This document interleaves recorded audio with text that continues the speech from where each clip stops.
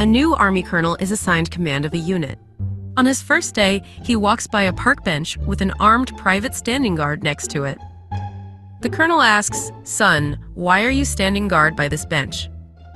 "I wouldn't know, sir," answers the private. "The sergeant assigned guard duty for it, and today is my shift." So the colonel goes and finds the sergeant and asks him, "Sergeant, why do you have a private guarding the park bench?" "Captain's orders, sir," answers the sergeant. "I have been ordered to assign a guard detail around that bench, so each day a different private stands guard." Intrigued, the colonel visits the company HQ and asks for the captain.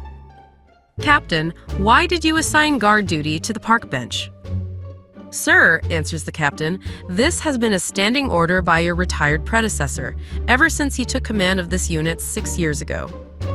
All I know is that on his very first day, he walked past that bench, briefly rested on it, and then, as soon as he reached HQ, his first order was to ensure that bench remains unused. We had armed guards posted to it ever since. Shall the guard be removed, sir?" "No," answers the colonel. "Keep the guard until we find the reason for it. It could be important."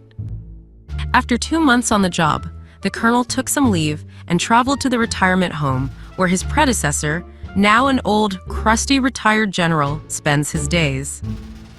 General asks the colonel, "Do you remember why there is an armed guard assigned to the park bench where you sat 6 years ago on the first day of your assignment to the unit I'm now in command of?" The general stands dumbfounded for a moment, then asks, "You mean the paint still hasn't dried?"